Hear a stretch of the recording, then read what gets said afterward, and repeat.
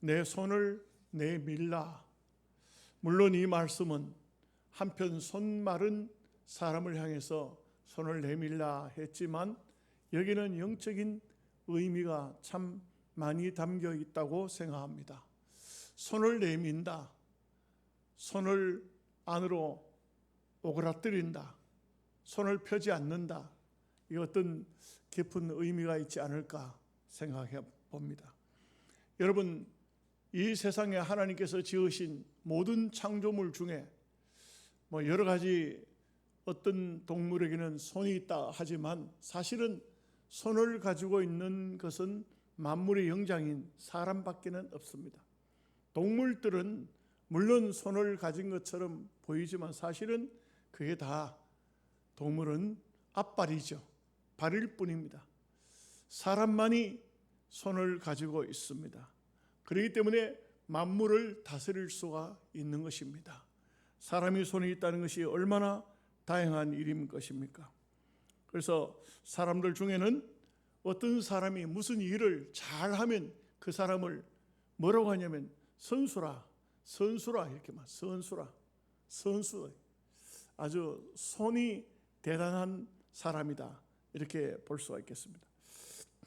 옛날 재미있는 얘기지만 사극에 한 명예가 세조를 찾아갔을 때 세상 세대를 어떻게 보는고 하고 물었습니다. 그랬더니 한 명예가 하는 말이 세상은 내 손안에가 있습니다. 자기 손안에 세상이 있다고 그렇게 했어요. 그 손에다 건세를 주었더니 물론 악한 행세를 했지만 그 손으로 천하를 세조에게 갖다 바쳤던 것을 볼 수가 있습니다. 이거 손이라는 것은 선하게 쓰거나 악하게 쓰거나 쓰는 사람에 따라서 그 사람에 따라서 얼마나 많은 일들이 벌어지는지 모릅니다. 오늘 예수님께서는 안식일에 회당에 들어가셨는데 마침 그 회당 안에는 한편 손 마른 사람이 있었다 이거죠. 그런데 많은 사람들이 예수님께서 저 한편 손 마른 사람을 고칠까? 안식일인데 저 병자를 고칠까? 안 고칠까? 예수님을 아주 주시해서 보고 있는 것입니다. 여러분, 사람들 중에 그런 사람이 있어요. 누구를 대하든지 그 사람에 대해서 아름다운 것을 보고 장점을 보고 훌륭한 점을 보는 것보다는 이 사람의 문제가 뭘까? 이 사람은 어떤 허점이 있을까? 이것을 보는 사람도 없지 않아 있습니다. 우리는 땅 위에 사는 삶 속에 그러한 사람이 되어서는 안 됩니다. 우리가 언제든지 우리의 마음을 부드럽게 평안하게 축복된 마음으로 약한 자는 위로하고 잘 되는 사람은 격려하고 어쨌든 간에 우리가 땅 위에 사는 삶을 아름답게 부드럽게 살아야 되지, 그냥 어떤 누구를 만나든지 그 사람의 흠집을 찾아내고 흉허물을 드러내려고 하는 이런 마음 자세는 분명히 잘못된 자세라고 할 수 있습니다. 야고보서 4장 8절의 말씀에 보면은 죄인들아 손을 깨끗이 하라, 두 마음을 품은 자들아 마음을 성결하게 하라. 이 손이 깨끗하다는 것은 그 사람의 삶이 정직하고 진실되고 올바른 삶을 살고 있다. 손이 깨끗하다. 이 손이 굉장히 중요합니다. 아마 여러분들도 많이 불러보셨겠지만 한 30-40년 전쯤 됐을까, 저도 기도원을 많이 기도하러 많이 다녔죠. 기도원 다니는 걸 좋아해서 일주일에 한 번씩은 꼭 기도원을 갔다 와야 되고 그렇게 했는데, 고요한 밤중에 혼자서 기도하다가 찬양을 부르면은 그런 찬양을 많이 불렀어요. 주님여 이 손을 꼭 잡고 가소서, 약하고 피곤한 이 몸을 폭풍과 흑암 속에 외치사 빛으로 손잡고 날 인도하소서.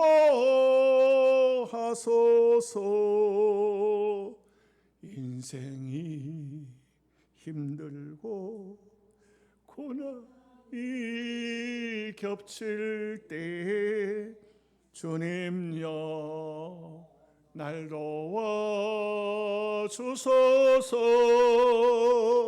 외치는 이 소리 귀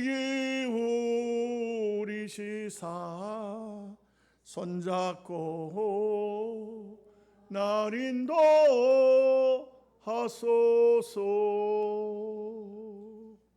참 우리가 섬길 수 있는 주님이 계신다는 것. 내가 손 내밀고 주님 이 손 잡아주세요.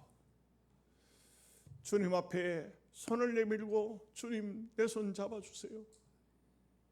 사람이 내 손을 뿌리칠지라도 주님이 내 손 잡아주시면 이 어렵고 험한 세상이지만 살아갈 용기가 생깁니다. 우리가 다 믿음의 사람이라면 이런 마음을 가지고 있고 또 이런 찬양을 좋아하고 부를 것입니다. 첫째로 생각할 말씀은 손이 회복돼야 선을 행합니다. 하나님께서 우리에게 손을 주신 것은 이 손으로 선행하고 봉사하고 섬기고 아름답게 살아가라고 이 손을 주신 것입니다. 예수님은 너는 구제할 때에 오른손이 하는 것을 왼손이 모르게 하라. 이것은 은밀히 이 손으로 우리가 누가 보든지 안 보든지 알든지 모르든지 이 손으로 선행을 하라는 것입니다. 우리가 선행을 할 때에 자랑 삼아 하면 안 됩니다. 여러분 성경을 보면 바리새인들이 선행을 참 많이 했는데 문제는 뭐냐? 기도할 때도 골방에서 좀 기도하면 좋겠는데 큰 거리에 나와가지고 거리에 서서 기도했습니다. 저들이 구제할 때는 나팔을 불고 여러분 오늘 바리새인들이 여러분들에게 구제하려고 나왔습니다. 예, 나팔을 불었어요. 예수님께서 그것을 보시면서 너희는 기도할 때 골방에 들어가서 하고 너희는 구제할 때 오른손이 하는 것을 왼손이 모르게 하라. 이렇게 말씀하신 것을 볼 수가 있습니다. 누가복음 10장 25절 37절에 보면 선한 사마리아인 비유를 예수님께서 하신 것입니다. 여리고 도상에서 강도를 만난 한 사람이 있었습니다. 이 사람이 피를 흘리고 쓰러져 있습니다. 이 사람은 그냥 두면 죽습니다. 그런데 마침 그때에 레위인 제사장이 지나가게 됩니다. 제사장도 레위인도 이 사람들은 다 유대 사회 속에서 정말 성직자의 그런 삶을 사는 사람들입니다. 말하자면 제사장은 설명할 필요가 없죠. 레위인도 똑같이 12지파 가운데 11지파가 하나님 앞에 11조를 드리는데 그 11조를 드리는 것을 먹고 사는 하나님의 것을 먹고 사는 사람입니다. 그런데 하나님과 전혀 다른 이런 행동을 하는 것은 아주 잘못돼도 보통 잘못된 게 아니죠. 이 강도 만나 피 흘리고 있는 사람을 보면서 제사장도 그냥 지나가고 레위인도 그냥 지나갔다는 것은 이거는 도무지 이해가 안 되는 행동이라 할 수 있습니다. 그런데 여기에 전혀 기대치 않는 사마리아 사람 한 사람이 그곳을 지나갑니다. 이 사마리아 사람은 유대인들이 얼마나 싫어하느냐면 개들하고 사마리아인들하고 같이 취급합니다. 말하자면 그냥 사람으로 보지를 않습니다. 그런데 이 사마리아 사람은 강도 만난 사람을 가까이 가주었습니다. 맞은 상처에 피 흘리고 있는데 거기다 기름을 발라줍니다. 포도주를 붓고 기름을 발라주고, 그리고 자기 나귀에다 그 사람을 태우고 주막으로 데려가 줍니다. 이분이 그렇게 말합니다. 이분을 좀 돌봐주시오. 돈을 2렙돈을 내놓으면서 이 사람을 돌봐주는데 돈이 더 들어가면 내가 돌아오는 길에 더 드리겠소. 예수님은 물어봅니다. 누가 강도 만난 자의 이웃이겠느냐? 물론 사마리아 사람이죠. 예수님께서 너희들도 이와 같이 하라. 우리 주변에 어려움을 당하는, 정말 힘들어하고 있는 그런 사람들이 얼마나 많습니까? TV를 보면은 맨 아프리카, 아프간 이런 지역에 어려움을 당한 사람들, 거기까지는 우리가 살필 필요 없어요. 우리의 이웃에, 우리의 주변에 어려운 사람들 얼마나 많습니까? 제가 이제 우리 동기들이 굉장히 많아요. 우리가 신학교 졸업할 때만 해도 참 많은 사람이 공부를 했어요. 600명 이상 되는 이런 같은 동기들이 있어요. 그 동기들 방을 카톡방에다 이렇게 만들어놨는데, 그래 보면은 이제 그런 어려움을 당한 사람들의 얘기가 올라와요. 어떤 분은 개척교회 하다가 교회가 불이 났습니다. 어떤 분은 사모님이 암에 걸려서 지금 수술하러 가는데 보험도 하나 안 넣어놓고 그냥 그래가지고 수술을 하게 됩니다. 또 누구는 어떤 사고를 당해가지고 지금 문제가 생깁니다. 근데 그런 문제들이 생겨질 때에 희한하게 제가 좀 편한가 봐요. 먼저 저한테 연락이 와요. 아이고 그래요, 그런 일을 당했어요. 그래가지고는 병원비가 몇백만 원 들어가고 어쩌고 이야기해요. 그래서 동기들 방에다 그 사실을 전체적으로 글을 올리고 도움을 요청해요. 그러면요, 많은 그 동기 목사님들이 십시일반 참여하는데 10만 원도 보내고 5만 원도 보내고 이렇게 해줘요. 자기 형편 따라. 그런데 제가 정말 한 가지 마음이 아픈 게 뭐냐 하면은, 큰 교회를 담임하고 있는 목사님들, 큰 교회, 어떤 분은 10,000명 이상 모이는 교회 담임 목사님, 몇천 명 되는 교회 목사님, 여기에 참여하지를 않아요. 모르겠어요. 자기들은 할 말이 있겠죠. 우리는 그런 조그마한 일에, 그런 일에 관여할 일이 아니라고. 나는 큰 선교 사업을 한다고. 선교사를 파송하고 어디에 선교 센터를 짓고 어디에 몇 억을 들여가지고 이런 일을 하기 때문에 그 조그마한 일은 들었다 볼 여가도 없고 관심도 없다고. 도움을 좀 달라고 직접적으로 전화를 해도 어떤 분은 바쁘다고 전화를 안 받아요. 물론 바쁠 수 있어요. 물론 힘들 수 있습니다. 자기들도 손볼 사람이 너무 많아서 귀찮을 수도 있습니다. 그러나 오늘 예수님의 사마리아인, 강도 만난 이 사람에 대해서 사마리아인의 그 아름다운 모습을, 선행을 말씀하시면서 너희들도 이와 같이 하라 했으면, 우리도 작은 일이지만 절대 넘어가서는 안 됩니다.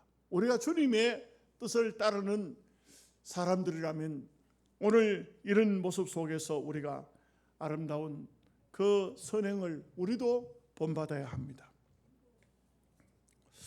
두 번째로 내 손을 내밀라 하는 이 말씀 속에는 서로 손잡으라, 화해하라, 이런 의미로도 생각해 볼 수 있습니다. 여러분, 손이 마른 사람은 누구하고 악수하지 못합니다. 손을 내밀지 못합니다. 이런 사람은 누구하고 어떤 관계를 같이 가지기가 굉장히 어렵습니다. 예수님께서는 이제 이 사람의 손을 고쳐주는 겁니다. 손을 내밀라. 저는 가끔 볼 때에 참 전혀 그렇게 하면 안 되는 분들 중에 그렇게 하는 분들이 있어요. 악수를 하려고 손을 내밀면 자기하고 무슨 이해관계가 얽혀가지고 그래가지고 손을 탁 뿌리치고 가버리는 사람이 있어요. 저도 몇 번 경험을 했어요. 마음이 엄청 상하더라고요. 왜 그렇게 악수하는 게 그렇게 힘들까? 무엇 때문에 남의 손을 뿌리칠 정도로 내가 무슨 죄를 지었나? 내가 저 사람에게 무슨 해를 끼쳤나? 내하고는 아무 상관도 없는데 단지 어떤 환경적인 여건 때문에 그렇게 사람을 싫어하고 손을 뿌리치는 이런 모습은 절대로 좋은 일이 아닐 것입니다. 우리는 신앙생활을 하면서 어떤 사람하고든 손을 잡지 못할 사람이 있어서는 안 됩니다. 많은 분들이 그랬겠지만 옛날에 그 각선희 목사님이 설교하시면서 그 말씀을 하시더라고요. 이른 아침에 목욕탕을 대중탕을 가신 거예요. 그 옷을 뭐 차려입고 갔겠어요? 그냥 목욕표 하나 살 거 돈 가지고 추리링 바람으로 갔다가 목욕하고 돌아오는데 마침 그 목사님을 아는 그 동네에 거지 거린 한 사람이 있었어요. 목사님을 아침에 만나니 아이고 목사님 반갑습니다. 아이고 예 그렇습니까? 예 반갑습니다. 목사님 오늘 잘 됐네요. 목사님 아침밥 먹으러 좀 국밥 한 그릇 먹으러 돈 좀 주세요. 이 목사님이 주머니를 뒤져보니까 이게 추리링 주머니에 목욕표 한 장 끊을 것만 가져왔으니까 돈이 있나요?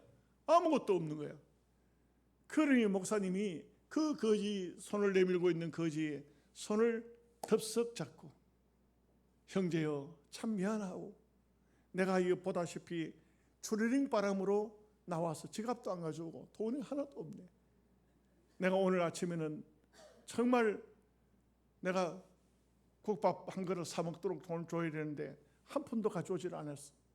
그랬더니 그 거지가 하는 말이 목사님 빙그레 웃으면서 오늘 아침에 가장 많이 주셨어요.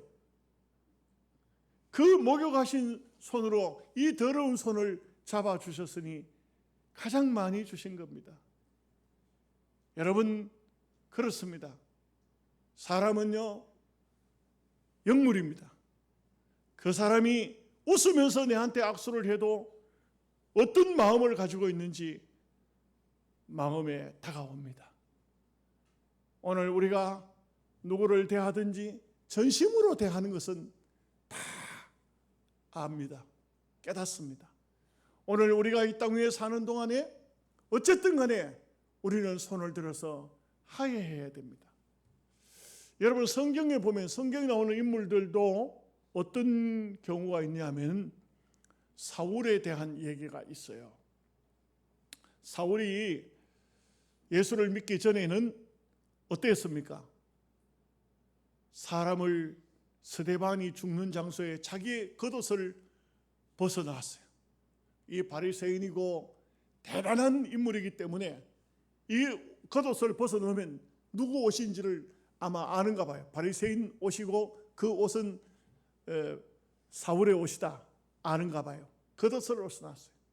이것은 뭐냐면 이 죽은 사람은 스데반은 죽을 만한 잘못을 저질렀기 때문에 거기에 대한 죽인 데 대한 것을 자기가 보증을 서겠다는 거지. 이렇게 못된 짓을 했어요. 그리고 그 사울은 다메섹에 있는 예수 믿는 사람을 잡아다가 죽이기 위해서 옥에 쳐넣기 위해서 다메섹으로 가다가 밝은 빛이 그를 둘러 비추는 바람에 땅바닥에 그냥 쓰러진 거예요. 하늘에서 소리가 들립니다. 사울아 사울아 어째서 네가 나를 핍박하느냐? 누구십니까? 나는 네가 핍박하는 예수다. 얼마나 놀랐겠어요. 그 길로 다메섹 도성에 들어가서 아나니아라는 주의 종에게 안수기도를 받을 때 눈에서 비늘이 떨어졌다고 했어요. 그리고 사울이 그때부터 완전히 바뀌어서 복음을 전하는 자가 됩니다. 다메섹에서부터 복음을 전하다가 사울을 죽이려고 하기 때문에 바구니를 타고 도망갔다는 얘기가 사도행전에 보면 나옵니다. 그 사울이 그때부터 예수님을 영접하고 제자들을 만나러 오는데 제자들이 아무도 사울을 만나주지 않습니다. 아무도 만나주지 않습니다. 다 피하는 겁니다. 저 아주 못된 인간이야. 저놈은 예수 믿는다고 하지만 저거 믿을 수 없어. 언제 또 헷가닥 돌아설란지 몰라. 그래서 다 사울을 가까이 하지 않은 것입니다. 사울은 그래서 어디로 갑니까? 고향 길리기아 다소로 내려갑니다. 그리고 거기서 3년 동안 율법을 다시 연구하고 기도하고 이렇게 하는 것을 볼 수가 있습니다. 자, 그리고 세월이 많이 흘렀어요. 여러 해가 흐르고 적어도 아마 상당한 시간이 흐르고 난 다음에 이 사울이 이름도 바울로 개종을 하고 그리고 예루살렘에 올라왔을 때 갈라디아서 2장 9절 말씀에 보면 또 기둥같이 여기는 야고보와 게바와 요한도 내게 주신 은혜를 알므로 나와 바나바에게 친교의 악수를 하였으니 우리는 이방인에게로 그들은 할례자에게로 가게 하려 함이라. 이 고향으로 내려간 사울이 어떻게 됐습니까? 고향에 그냥 머물러 있어요. 예루살렘에 올라오지도 못합니다. 그런데 바나바가 안디옥 교회를 가서 개척했죠. 그러고 다음에 교인들이 많아지니까 다 감당을 할 수 없어서 바나바가 가서 길기아 다소까지 가서 사울을 데려옵니다. 그리고 안디옥 교회가 두 사람이서 더 크게 부흥을 시켜요. 그러고 난 다음에 여기에 나오는 야고보는 예수님의 친동생 야고보입니다. 그리고 게바와 요한, 베드로와 요한을 말합니다. 예루살렘에 올라가서 그들과 다 친교의 악수를 나누었다. 여러분, 참 중요한 것은 사람과 사람 관계 속에는 서로 이렇게 저렇게 얽혀서 싫어하고 미워하고 이럴 수 있습니다. 그러나 오늘 우리 그리스도인은 그리스도 안에서는 그렇게 하면 안 됩니다. 예수 안에서 나는 김 집사는 싫어, 이 집사가 좋아, 이렇게 해서는 안 된다. 다 그리스도 안에서는 한 형제요, 한 자매요. 그리스도 안에서 악수를 못할 정도의 그런 사람이 되어서는 안 된다는 것을 말해주고 있습니다. 우리 장로님도 기도하셨지만 대한민국은 참 고질적인 문제가 야당과 여당, 영남과 호남, 남한과 북한 여러 가지 문제점이 많지만 그러나 분명히 손을 잡아야 합니다. 뭔가 이 모든 어려운 문제들은 하나씩 풀어가면서 손을 잡아야 됩니다. 그렇지 않고 멸절시키려고 하는 것은 같이 망하는 겁니다. 여러분, 우리 오늘날 보면은요, 이게 참 보통 심각한 문제가 아니에요. 영남과 호남, 호남이 영남을, 영남이 호남을, 이게 서로 대적하고 싸우고 야당과 여당 서로 정권을 잡으면 전부 감옥에 집어넣고 이렇게 하면 안 돼요. 이 고리를 끊을 수 있는 것은 예수 그리스도의 십자가밖에는 없습니다. 이 사상을 이길 수 있는 것은 사상밖에 없어요. 88 올림픽 때 코레아나가 부른 노래가 손에 손잡고인데 노래는 다 알지만 부르지는 않겠습니다. 찬송가가 아니니까요. 그냥 가사만 한번 들어봅시다. 하늘 높이 솟는 불 우리의 가슴 고동치게 하네.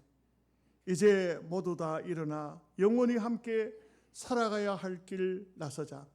손에 손잡고 벽을 넘어서 우리 사는 세상 더욱 살기 좋도록 손에 손잡고 벽을 넘어서 서로 사랑하는 한 마음 되자. 손잡고 어디서나 언제나 우리의 가슴 불타게 하자. 하늘 향해 팔 벌려 고요한 아침 밝혀주는 평화 누리자. 손에 손잡고 벽에 벽을 넘어서 우리 사는 세상 더욱 살기 좋도록 손에 손잡고 벽을 넘어서 서로 사랑하는 한 마음 되자. 손잡고. 이거 우리 총회에서 좀 찬송가 뒤에 넣으면 안 될까? 가사가 너무 이게 좀 교회부터 영남 호남 야당 여당 없고 교회부터 좀 이렇게 좀 간격을 좁혀서 하면 좋을 것 같아요. 이게 우리 민족이 참 대단한 민족이에요. 대한민국 사람들이 대단한 사람이에요. 근데 문제는 나라가 두 쪽으로 남과 북이 또 동과 서가 이렇게 갈려져 있다는 것이 정말 마음 아픈 거예요. 그런 마음을 우리는 참 올바르게 가져야 합니다. 사람이 주먹을 쥐고 있으면 절대 남의 손을 잡을 수가 없습니다. 손을 펴서 그 손으로 남의 손을 잡아주고 위로도 하고 축복도 하고 두 손 들어 기도해주고 축복해주고 이것이 바로 주님이 원하시는 너의 손을 펴라. 너의 손을 펴라. 손을 오므려 들고 있지 말고 오므려 들고 있으면 안 돼. 손을 펴라. 누가 그러더라고요. 사진 찍을 때 전부 주먹을 쥐고 왜 주먹을 쥐고 사진을 찍냐. 그걸 맨날 싸우지 이거. 주먹을 쥐지 말고 손을 좀 펴자. 예. 하트 모양을 하기도 하고. 예. 우리는 좀 손을 펴는 삶을 살아야 되겠다. 한 가지 더 말씀드리면 이 손은 헌신하는 손이어야 합니다. 주님을 위해서 헌신하고 또 교회를 위해서 하나님 나라를 위해서 헌신해야 됩니다. 사람들 중에 일평생 손을 오그려 잡고 펴지 않는 사람, 남을 위해서 돕지 않는 사람, 남을 위해서 봉사하지 않는 사람, 남을 축복하지 않는 사람, 맨날 그냥 움켜쥐기만 하는 사람, 이거 안 되는 거예요.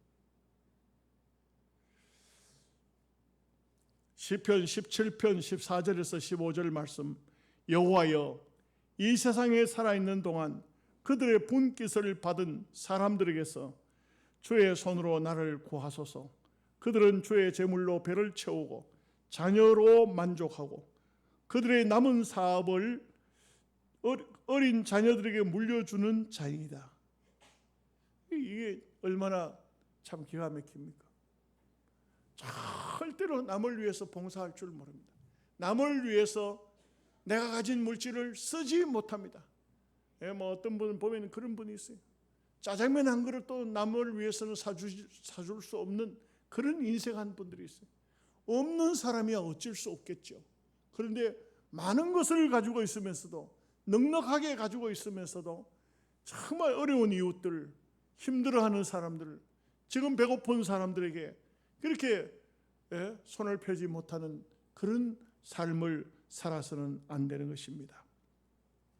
여러분, 우리가 성경을 통해서 보면은 하나님은 모세의 손에 들고 있는 지팡이 그걸 쓰셨어요.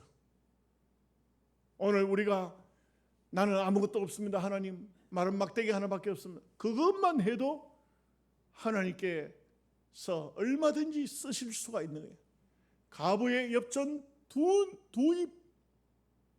이거 계산적으로 주석가들 따지면 우리나라로 따지면 한 500원짜리 동전 2개 정도밖에 안 된다 그래요. 여러분 우리는 돈 1,000원 캐봐야 아무것도 아니지만 저 중동 지역에 가면 1,000원 정도면은 밀가루를 사면은 하루 식량은 그것도 혼자가 아니고 1,000원 정도면 4명의 가족이 하루를 먹고 살 수가 있다고 그래요.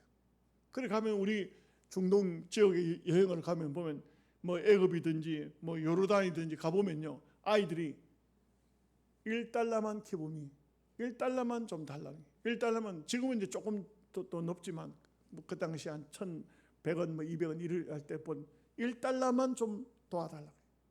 1달러만. 그 얘들이 이거 버릇이 아주 나쁘구나. 1달러 뭐 자꾸 왜 그 1달러 도와달라. 아니에요. 얘기를 들으니까 1달러면은 하루 4명의 가족이 밀가루를 사서 떡을 부치면은 먹고 살 수가 있다는 거지. 그래서 이게 여기 가부의 엽전 두 입은 우리 돈으로 따지면 1,000원 정도밖에 안 된다. 그러나 주님은 그것을 기뻐하셨고, 어린아이가 보리떡 5개 물고기 2마리를 주님의 손에 들려드렸지만 주님은 그것을 가지고 5천 군중을 먹이시고 12바구니를 거두시는 이런 큰 기적을 일으키신 것이죠. 그렇습니다. 우리가 남을 위해서 구제하고 봉사하고 돕는 것은 여러분의 전 재산을 내놔라, 그런 성경이 한 군데도 없어요.